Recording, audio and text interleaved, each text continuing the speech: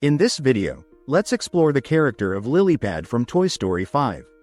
If you watched all the promotional trailers and kept up with the early updates leading up to the release, it really seemed like she was being set up as your textbook Disney villain, the kind of character who is straight up evil, genuinely malicious, and goes out of her way to intentionally hurt the classic toys. But when you actually sit down and watch the movie, you realize she doesn't fit that mold at all. While she definitely acts as the story's main antagonist, she's a lot more layered and complicated than your average bad guy. To really understand where she's coming from, we have to look at how Bonnie got her in the first place. Bonnie is a sweet, incredibly shy kid who has a really hard time opening up. She doesn't have many friends at school and spends almost all her time playing by herself with her toys. She even struggles to build up the courage just to walk over and talk to the Jordan twins, who live right next door. Because of this, Bonnie starts to feel like no one wants to be her friend. Seeing their daughter struggle so much, her parents decide to intervene and buy her Lilypad, a flashy frog-shaped smart tablet, hoping this new piece of technology will give her the boost she needs to finally connect with other kids. When Lilypad first arrives in the bedroom, she comes off as incredibly arrogant. She looks down on the older toys, carrying this attitude that they are totally outdated relics of the past. In her mind, modern kids don't need old-school physical toys anymore. They need technology, screens, and the kind of digital connection she provides to be happy and popular. This mindset instantly puts her at odds with Jessie and the other toys. The main conflict of the film sparks from this exact clash of beliefs. On one hand, you have Jessie stepping up as leader, doing everything in her power to help Bonnie make real-life friends while preserving the magic of traditional playtime. On the other hand, you have Lilypad pushing for the exact opposite.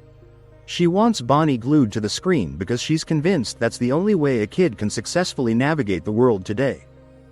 Lilypad takes matters into her own hands by helping Bonnie connect with a group of girls from her dance class. Her approach to friendship is entirely digital and automated. While the classic toys rely on that old-school way of building a bond, being physically there, sharing space, and using imagination, Lilypad's method is instantaneous. In just a matter of seconds, she sends out friend requests, adds Bonnie to a group chat and gets her talking to her peers wirelessly. This digital push lands Bonnie an invitation to a sleepover with the dance class girls, which seems like a massive win for Lilypad. However, this is where things get really painful for Bonnie. Even though she's trying out this new tech-savvy lifestyle, Bonnie hasn't changed deep down. She still genuinely loves her traditional toys and isn't like the other kids who are totally content just staring at screens all day. But when she goes to the sleepover and pulls out her favorite toys to play, the other girls think it's completely embarrassing and childish. They openly laugh and tease her, making Bonnie feel incredibly uncomfortable and isolated. Lilypad views this as a victory because she thinks the toys are finally being pushed aside for good, completely missing the bigger picture. She doesn't realize that her algorithmic push for popularity is actually making Bonnie miserable. Instead of helping her, it's forcing Bonnie to hide who she truly is and pretend to be someone else just to fit in with the crowd.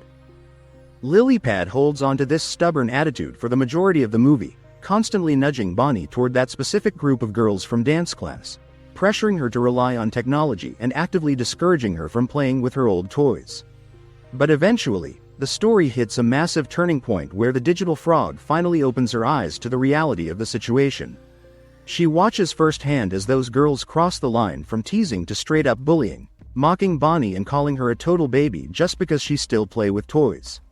Seeing how deeply sad Bonnie has become ever since joining this friend group, a group Lilypad was so certain would be perfect for her, completely shatters Lilypad's confidence. Instead of doubling down, Lilypad is consumed by a massive wave of guilt. Taking the full blame for how terribly things turned out, she hits rock bottom and literally throws herself onto a donation truck, convinced that she is completely useless and that the best thing she can do for Bonnie is to disappear from her life entirely. This heartbreaking moment completely redefines her character.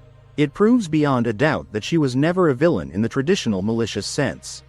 She was just an overconfident piece of tech who thought she had all the answers, only to realize too late how badly she had messed things up.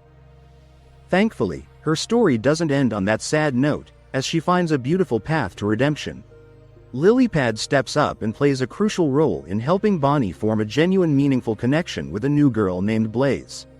Unlike the dance class clique, Blaze is a kindred spirit who shares Bonnie's deep love for traditional playtime and imagination, and who also struggled to find friends because she didn't fit into the hyper-technological mold.